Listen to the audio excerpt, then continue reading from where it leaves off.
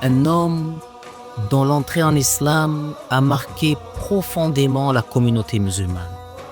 Un homme de droiture et d'une justice telle que le shaytan lui-même changeait de chemin en le croisant. Celui qui a instauré la prière du Tarawih telle que nous la connaissons aujourd'hui. Le premier a porté le titre de Amirul Mu'minin, l'émir des croyants. Il s'agit de notre maître, le noble compagnon Omar ibn al-Khattab radiyallahu anhu.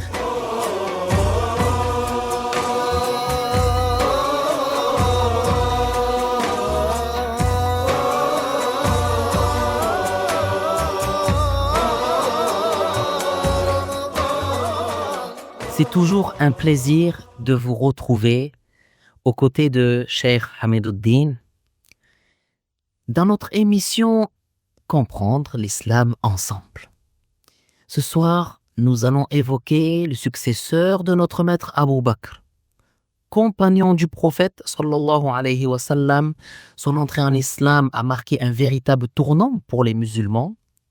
Devenu calife bien guidé, il a porté la responsabilité de la communauté avec sagesse, justice et compassion. Il pleurait pour ceux qui avaient faim et se souciait même des habitants des contrées les plus lointaines. Vous l'avez sans doute reconnu, il s'agit de notre maître Amirul Mu'minin Omar ibn al-Khattab. Donc on va évoquer une partie de la biographie de Abu Hafs Omar, fils de Al-Khattab, le Qurashite. Le deuxième calife bien guidé, le deuxième meilleur homme de la communauté après Abu Bakr, que Allah l'agrée. Il faisait partie des dignitaires de Quraysh les plus nobles d'entre eux. Omar, que Allah l'agrée, est né 13 ans après l'année de l'éléphant. Donc, il était plus jeune que le prophète et Abu Bakr. Il avait 13 ans de moins que le prophète et 10 ans environ de moins que Abu Bakr. Maintenant, on va décrire un peu notre maître Omar. Il était de grande taille. Lorsqu'il se tenait debout, c'est comme s'il était sur une monture. Il était chauve. Il avait la peau de couleur blanche avec un teint rosé. Sa barbe était fournie, mais ses favoris ne l'étaient pas. Les favoris, c'est ce qui pousse sur les côtés. Il était modeste, il était ascète, il craignait Allah et se suffisait de peu. Au point qu'on rapporte qu'il avait sur son vêtement plus d'une dizaine de rapiècements. Alors, même qu'il était calife, il était le calife des musulmans. Il est entré en islam 3 jours après la conversion de Hamza, l'oncle paternel du prophète, sallallahu alayhi wa sallam. Lorsqu'il est entré en islam, Allah Ta'ala a donné encore plus de gloire à l'islam. Et le messager de Allah, sallallahu alayhi wa sallam, l'a surnommé Al-Farouq, car il distinguait entre le vrai et le faux. Le prophète, sallallahu alayhi wa sallam, a dit « Inna Allah ja'ala al-haqqa ala lisani Omar wa qalbi » Cette parole signifie « Allah a fait que la vérité soit sur la bouche de Omar et dans son cœur ». Et c'est un honneur pour notre maître, Al-Farouq, d'avoir reçu un tel surnom de la part du prophète, sallallahu alayhi wa sallam. Omar a été investi du califat par les musulmans en l'an 13 de l'Hégire, suite à la recommandation de Abu Bakr as-Siddiq, que Allah les agrée tous les deux. Abu Bakr était le successeur du prophète, Khalifatu Rasulillah, c'est comme ça qu'on dit en arabe. Il a été appelé Khalifat Rasulillah sallallahu alayhi wa sallam, c'est-à-dire justement le successeur du prophète. Mais Omar trouvait trop long de l'appeler le successeur du prophète, Khalifati Rasulillah. C'est pourquoi un compagnon a suggéré de l'appeler Amirul Mu'minin, émir des croyants. Et Omar a accepté. Son califat a duré 10 ans et 6 mois et demi. Il a accompli 10 pèlerinages successifs, 10 hajj successifs, durant lesquels il dirigea les musulmans. Et s'il y a bien un trait de personnalité caractéristique de notre maître Omar, c'est le fait qu'il ne craignait le blâme de personne, et ce pour l'agrément de Dieu. Et comme il l'a dit lui-même, dire la vérité n'a laissé aucun ami à Omar. Mais malgré sa fermeté, il était modeste. L'équité de Omar et sa préoccupation de la gestion des affaires musulmanes étaient déjà reconnues avant qu'il ne devienne calife. Et elles le sont restées tout au long de son califat. Et les récits au sujet de son équité sont tellement nombreux qu'on ne pourrait pas les rassembler dans un seul livre. Un événement qui a eu lieu durant son califat nous montre parfaitement cela. Des commerçants avaient fait une halte dans la salle de prière. Omar, que Allah l'agrée, en prenant connaissance de leur présence, craignait qu'ils ne soient attaqués durant la nuit. Alors, il a proposé à Abdurrahman ibn Auf de veiller avec lui pour assurer leur sécurité. Et ils ont ainsi monté la garde, tous les deux, toute la nuit, pour surveiller leurs marchandises. Inch'Allah. Et alors qu'il veillait, Omar a entendu des pleurs d'enfants. Il s'est dirigé vers la mère du petit et lui a dit « Crains Allah, agis avec bienfaisance envers ton enfant. » Ensuite, il a repris son poste. Mais peu de temps après, il a entendu de nouveau des pleurs. Il est retourné voir la mère et il lui a redit la même chose que la première fois. À la fin de la nuit, les pleurs de l'enfant avaient encore repris. Et cette fois-ci, notre maître Omar a questionné la mère pour comprendre pourquoi son fils ne dormait pas la nuit. Elle lui a expliqué qu'elle tentait de sevrer l'enfant, mais que celui-ci refusait. Omar lui a demandé pourquoi elle voulait le sevrer si tôt.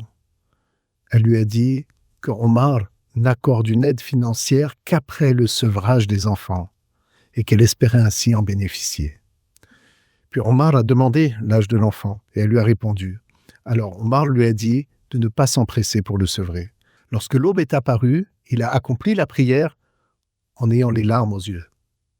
Il était gagné par les pleurs. Ceci est une preuve évidente de la miséricorde de notre maître Omar envers la communauté de notre maître Mohammed sallallahu alayhi wa sallam. Puis il donna l'ordre à un crieur de proclamer « N'anticipez pas le sevrage de vos enfants car désormais nous accordons une allocation à tout nouveau-né en islam. » Mais chez Omar, la justice et le sens des responsabilités n'étaient pas les seules qualités visibles. On voyait aussi une grande humilité et une profonde compassion, surtout dans les moments d'épreuve, où il faisait passer les autres avant lui, même lorsqu'il était lui-même éprouvé. Notre maître Omar était un homme humble, qui avait beaucoup de compassion. Sa priorité n'était pas de s'occuper de son propre bien-être, mais bien de faire passer les autres avant lui. Cela apparaît clairement dans les histoires rapportées à son sujet, notamment durant l'année de Ar-Ramada, l'année de la grande sécheresse à Médine, une période de famine extrêmement difficile pour les musulmans. Durant cette année-là, une jeune chamelle a été égorgée afin que sa viande soit distribuée aux gens, et la meilleure partie a été réservée pour Omar, sans qu'il ne le sache. Lorsque on la lui a amenée, après l'avoir cuisinée, il a dit « D'où provient cela ?» Rappelez-vous, il s'agit là d'une année difficile, de grande famine, l'année de la sécheresse. Il a dit « D'où provient cela ?» On lui a répondu « Ô émir des croyants, cela provient de la chamelle que nous avons égorgée aujourd'hui. » Vous savez ce qu'il a dit? Il a réagi avec une grande fermeté. Il a dit « Mais quel gouverneur je fais si je mange la meilleure partie de la chamelle alors que je donne aux gens ce qui est moins bon. Subhanallah. Et oui, donc là, c'est quelque chose qui montre à quel point il se surveillait lui-même et que il était exigeant envers sa propre conduite. Puis, il a ordonné à ce qu'on lui ramène du pain et de l'huile pour en faire son repas. Il s'est contenté de tremper des bouts de pain dans l'huile et a refusé de manger la meilleure nourriture tant que les gens étaient dans le besoin. Par ce geste, il a montré qu'en tant que dirigeant, il était le premier à supporter les difficultés et non le premier à être épargné. Subhanallah. Ensuite, il s'est adressé à Yarfa, son serviteur, et il lui a dit de prendre le grand récipient qui contenait la bonne viande et de l'apporter à une famille à Thamar, un endroit à Médine. Il lui a expliqué qu'il ne leur avait pas rendu visite depuis 3 jours et qu'il pensait qu'ils étaient dans le besoin. Alors il a demandé de leur donner cette nourriture afin qu'ils puissent en manger. Donc ce geste résume bien son comportement, penser aux autres avant soi et se contenter de peu. Inch'Allah, quel exemple. Dans sa vie de tous les jours, Omar vivait simplement. Rien dans sa manière de vivre ne laissait penser qu'il dirigeait une région aussi vaste. Un jour, notre maître Omar, que Allah l'agrée, a donné un discours aux gens, alors qu'il était calife. Il portait un pagne et sur ce pagne, il y avait 12 ruqa', yani des pièces de retouche. Son pagne était donc rapiécé à 12 endroits. Et Anas a dit que sur le vêtement qu'il portait aux épaules, il y en avait également 3. L'émir des croyants, le chef des régions musulmanes, qui s'étendait sur de vastes territoires, se présentait devant les gens avec des vêtements rapiécés, sans chercher à se distinguer ni par son apparence ni par son statut. Oui, c'est comme ça qu'étaient l'émir des croyants. Cette simplicité n'était pas quelque chose qu'il affichait, mais elle provenait d'un cœur profondément attaché à l'au-delà. Il était quelqu'un, Omar, c'était quelqu'un qui accomplissait beaucoup d'actes d'adoration. C'était quelqu'un qui craignait beaucoup Allah Ta'ala et il se jugeait lui-même avec rigueur. Abdullah, fils de Omar, que Allah les agrée tous les deux, donc son fils, donc il rapporte de son père qui disait « Je crains si une brebis meurt sur les rives de l'Euphrate que Allah demande des comptes à Omar. » C'est-à-dire que par sa grande rigueur, il craignait qu'il arrive une chose sur laquelle il aurait à rendre des comptes. Son grand souci était de gérer au mieux les affaires des musulmans. Abdullah a également dit qu'à la fin de sa vie, Omar, que Allah Ta'ala l'agrée, jeûnait beaucoup. Il jeûnait très souvent. Et on sait également, d'après Saïd ibn al-Musayyib, que Omar aimait la prière en pleine nuit. Il avait une vie simple et il était très exigeant envers lui-même. Absolument, absolument. Voilà comment était Omar, que Allah l'agrée. Il y a de nombreux hadiths rapportés qui font l'éloge de notre maître Omar et qui montrent ses mérites et ses caractères louables. Parmi ces hadiths, il y a celui dans lequel le prophète sallallahu alayhi wa sallam a indiqué sa sincérité dans son adoration pour Allah Ta'ala, sa rigueur et sa force pour défendre la religion agréée par Allah et son souci de faire régner la justice entre les musulmans. Dans ce hadith, le prophète sallallahu alayhi wa sallam a dit à Omar que Allah l'agrée « Walladhi nafsi biyadih ma laqiyaka ash-shaytanu salikan fajjan illa salaka fajjan ghayra fajjik » Cette parole signifie « par celui qui détient mon âme par sa toute-puissance. Le shaytan ne te rencontre pas un jour sur un chemin sans qu'il prenne un autre que le tien. » Cette parole montre à quel point Omar, que Allah l'agrée, était droit et ferme dans sa foi, au point que le diable lui-même s'éloignait de lui. Et il a dit, le prophète, alayhi salatu wassalam, dans un autre hadith, Ashaddu ummati fi amrillahi Omar.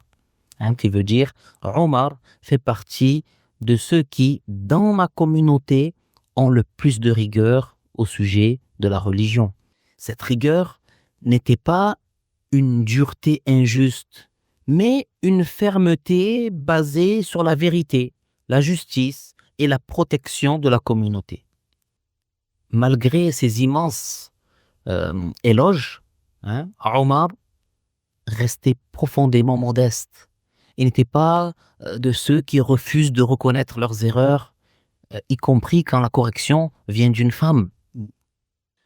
En fait, Omar avait ordonné de ne pas donner de dot aux femmes supérieures à ce qu'avait donné le prophète sallallahu alayhi wa sallam ou à ce qui avait été accordé à l'une de ses filles.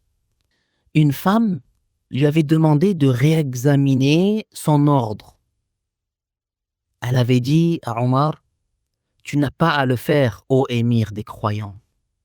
Allah Ta'ala dit, وَآتَيْتُمْ إِحْدَاهُنَّ قِنْطَارًا فَلَا تَأْخُذُوا مِنْهُ شَيْئًا. Ce verset signifie, même si vous aviez donné à l'une d'entre elles un quintal, n'en reprenez rien.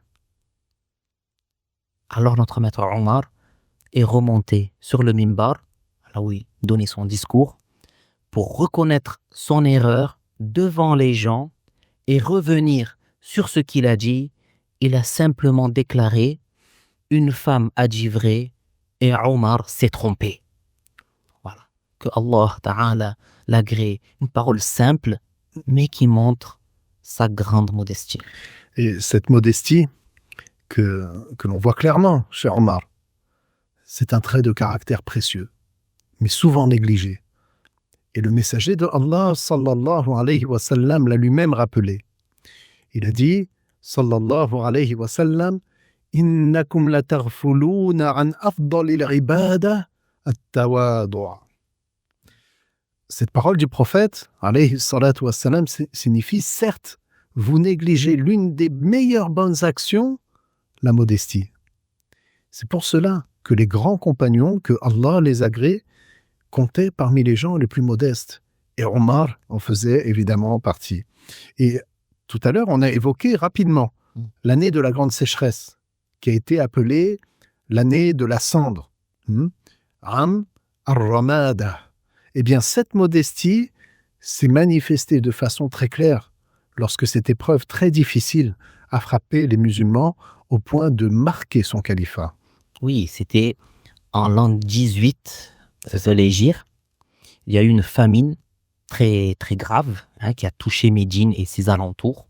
Ils ont appelé cette année Ar-Ramada parce qu'en fait, les bêtes, les moutons, les chèvres, le bétail étaient tellement assoiffés et amaigris en raison de la famine que lorsqu'une bête était égorgée, on trouvait ses os et sa chair ramadi, couleur cendre, c'est-à-dire grisâtre. Il a également été dit qu'en plus de cette épreuve, un vent chargé de cendres s'était abattu sur eux et avait duré un certain temps et que la terre rentrait dans les yeux. Les musulmans ont été très éprouvés cette année-là. Beaucoup de gens sont morts à cause de la famine et du manque de pluie. Les animaux ne trouvaient plus à manger, au point que un compagnon a égorgé l'une de ses brebis sur l'insistance de sa famille, qui avait insisté, alors que lui, il leur avait dit qu'elle n'avait plus que la peau sur les os. Après l'avoir égorgée, en voyant que ses os étaient couleur cendre, grisâtre, il a dit « Ya Muhammada ». Subhanallah, regarde, ce compagnon a dit « Ya Muhammada ». Cette expression a été dite par qui? Par un compagnon. C'est important ça. Pourquoi? Parce que certaines personnes prétendent qu'elle est interdite. Ils vont même jusqu'à dire que c'est du shirk, c'est-à-dire de l'association à Allah. Mais là, on voit bien que les faits montrent le contraire. Il a été confirmé d'ailleurs que le fils de Omar lui-même a dit « Ya Muhammad » et ce, lorsque sa jambe s'est paralysée. Il ne pouvait plus la bouger. On lui a dit alors « Cite, mentionne le nom de la créature de Allah que tu aimes le plus. » Immédiatement, sans aucune hésitation, il a dit « Ya Muhammad » ce qui signifie « Ô Muhammad » sallallahu alayhi wa sallam. À cet instant, sa jambe se débloqua. Les savants ont dit à propos de ce récit « Faka'annama nashita min riqal » c'est comme s'il avait été libéré d'une entrave. Yani, comme un chameau dont on détache la corde. Il s'est levé et il s'est mis à marcher immédiatement. Est-ce que cela veut dire que le fils de Omar a commis un shirk? Bien sûr que non. Le messager, sallallahu alayhi wa sallam, a parlé de lui en disant « Rajulun salih ». Le prophète, alayhi salam, qui a dit au sujet de Abdullah ibn Omar, ce qui signifie « c'est un homme vertueux ». Et qui a rapporté ce récit? Al-Bukhari l'a rapporté dans Al-Adab al-Mufrad. C'est très important ce point. Il a dit à Muhammad, on revient à l'histoire, concernant l'année de la grande sécheresse. Donc ce compagnon, après avoir égorgé sa brebis, en voyant que ses os étaient grisâtres, il avait dit « Ya Muhammad » hein? Et ensuite, il s'était rendu à la tombe du prophète sallallahu alayhi wa sallam. Donc lui, en fait, quand il a dit « Ya Muhammad », ça ne veut pas dire qu'il croit que le prophète crée quelque chose. C'est Allah, le créateur. Mais le prophète est une cause. Donc lui, il est parti à la tombe du prophète sallallahu alayhi wa sallam et il avait dit « Ya Rasulallah, istasqi li ummatik fa innahum qad halaku » qui veut dire « Ô messager de Allah, demande la pluie pour ta communauté. » C'est-à-dire, invoque Allah pour qu'il fasse tomber la pluie pour eux, car ils sont en train de périr. Et là, écoutez bien ce qui s'est produit. Écoutez bien ce qui s'est produit. Cet homme-là a vu le prophète Muhammad sallallahu alayhi wa sallam dans le rêve. Lui ordonner de passer le salam à Omar. Que Dieu nous accorde de voir le prophète dans le rêve. Ya Rabbal Alamin. Que Allah Ta'ala nous accorde cette nuit de rêver du prophète sallallahu alayhi wa sallam. Cet homme a vu le prophète dans le rêve. Et il lui ordonne, le prophète lui ordonne de passer le salam à Omar, de lui annoncer qu'ils allaient recevoir la pluie. Et il lui a ordonné de lui dire Alayka al-kays al-kays, c'est-à-dire fournis tout ton effort. Et qui était ce compagnon? Attention, il ne s'agit pas d'un inconnu, non.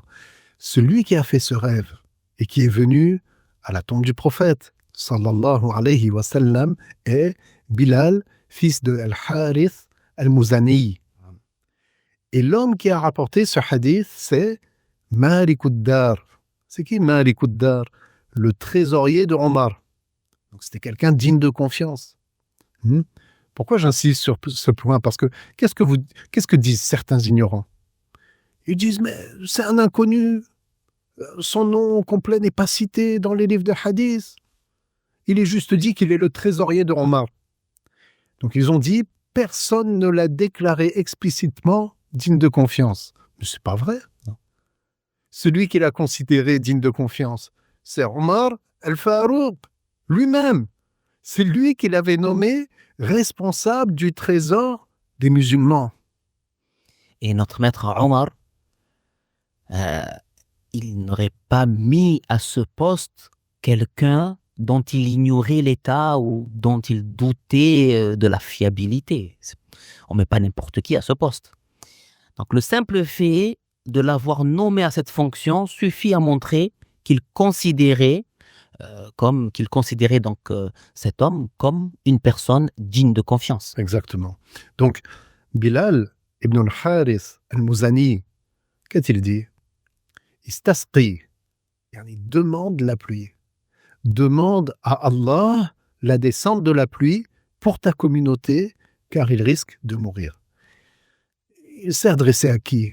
Bilal ibn al-Harith, le compagnon vivant, il a parlé à qui? Au prophète.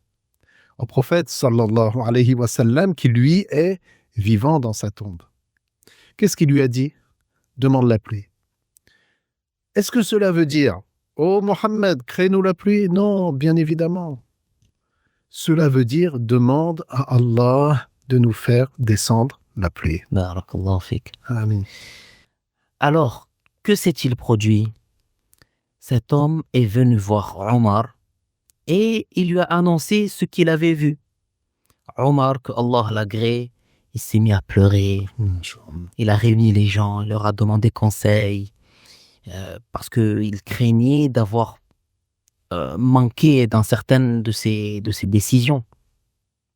Alors, sur leur recommandation, il a organisé Salat al-Istisqa, la prière de demande de la pluie.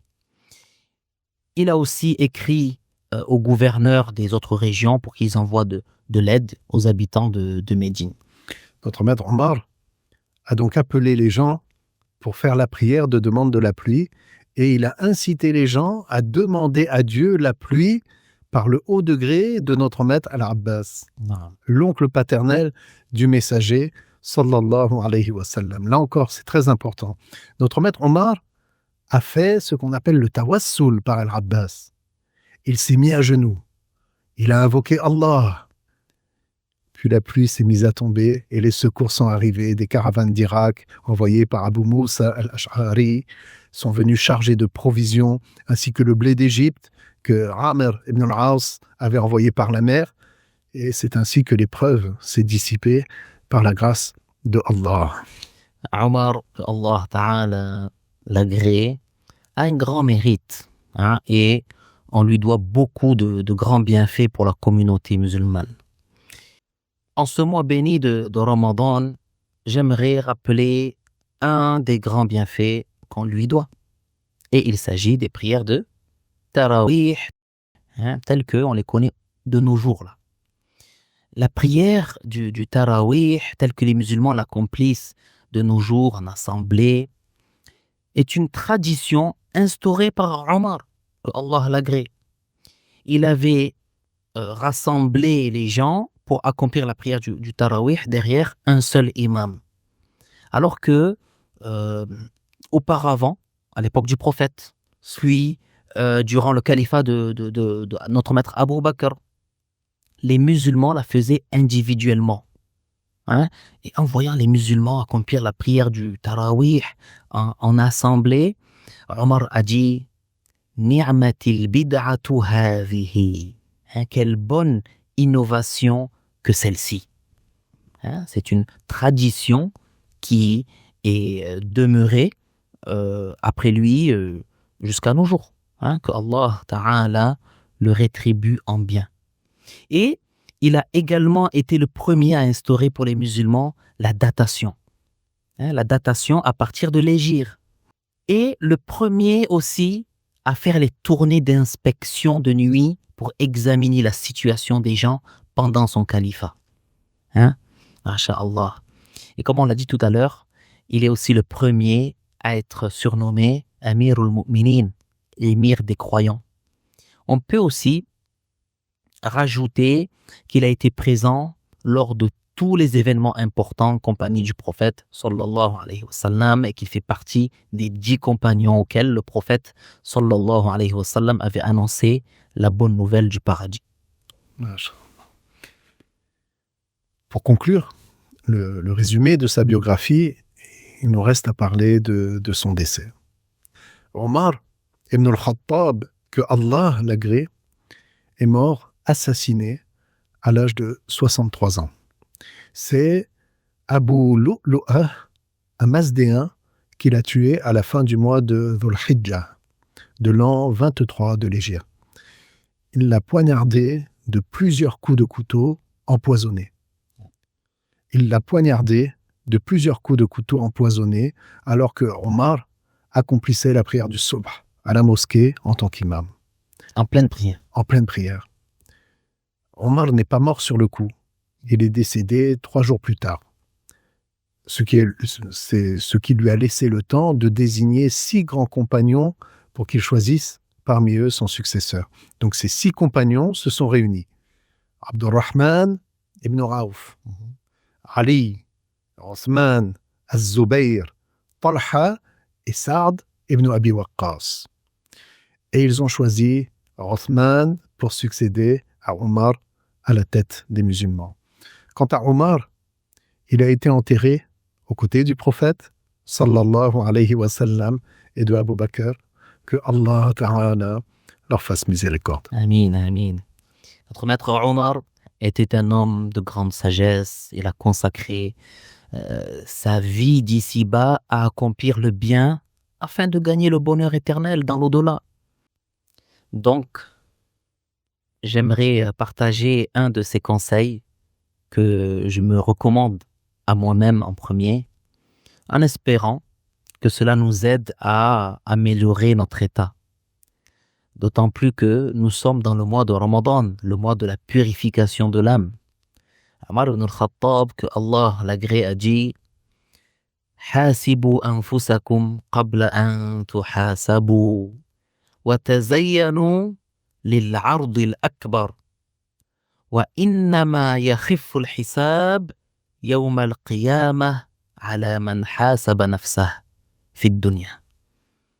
Donc cela veut dire, rendez-vous des comptes à vous-même avant d'avoir à rendre des comptes. Et embellissez-vous pour la grande exposition. L'exposition des actes sera facilitée au jour du jugement pour celui qui se sera demandé des comptes à lui-même dans le bas monde. Puis il a dit, il a cité la parole de Allah Ta'ala, يومئذ تعرضون لا تخفى منكم خافية. Ce verset signifie, ce jour-là, vous serez exposés, rien de vous ne sera caché. Et dans ces paroles, il y a une forte incitation à ce que chacun se demande des comptes à lui-même et qu'il contrôle ses passions afin d'être sauvé dans son bas monde, dans son bas monde et dans son au-delà.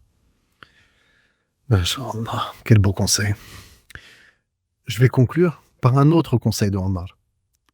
Il a dit, en s'adressant à un homme qui s'appelle Ahnaf, il lui a dit, « Ô Ahnaf, celui qui rit excessivement voit sa dignité diminuer. Celui qui plaisante à l'excès est traité avec légèreté. Celui qui parle beaucoup commet de nombreux faux pas. Celui dont les faux pas se multiplient voit sa pudeur s'amoindrir. Celui dont la pudeur diminue voit sa piété s'affaiblir. Et celui dont la piété s'affaiblit a le cœur qui meurt. » C'est comme cela. C'est comme ça qu'était notre maître Omar ibn al-Khattab, que Allah l'agrée. Un homme juste, humble, ascète et profondément soucieux du bien des musulmans. Ses paroles et son comportement restent des repères précieux pour toute personne qui cherche à purifier son âme, à agir avec justice et à penser le bien des autres conformément à ce que Allah nous a ordonné. Que Allah nous accorde d'être de ceux qui suivent l'exemple de ses grands compagnons.